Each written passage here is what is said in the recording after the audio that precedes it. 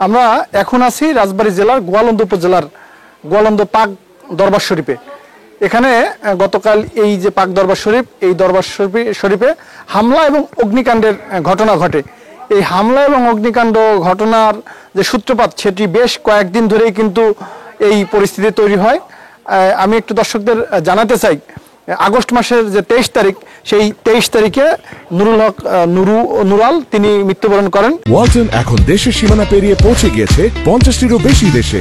ওয়ালটন, ঘরে ঘরে বিশ্বজুড়ে। মৃত্যুবরণ করার আগে তার যে জীবনদশা, সেই জীবনদশায় নিজেকে ইমাম মাহাদি দাবি করতেন এবং সেটি যখন দাবি করেন সেটি নিয়েই বিতর্ক তৈরি হয় এবং তিনি মুসলেকা দিয়ে সেটি থেকে সরে আসেন।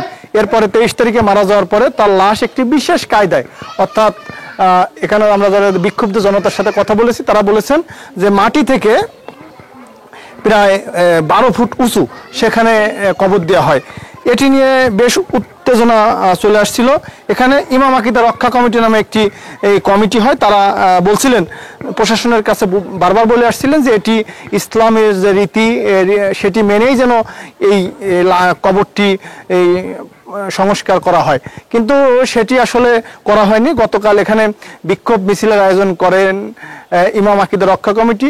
সেই মিছিল থেকেই এবং সেই মিছিল থেকে উত্তেজিত জনতা এখানে আসার পরে এখানে হামলা এবং ভাঙচুর করে এবং এই যে এখানে যে নুরাল পাগলের যে মৃতদেহ সেটি এখান থেকে কবর থেকে তুলে নিয়ে রাস্তায় পুড়িয়ে দেয় এবং এই ঘটনায় এখানে পুলিশ, র্যাব, সেনাবাহিনী তারা এসে কিন্তু পরিস্থিতি নিয়ন্ত্রণ করেন।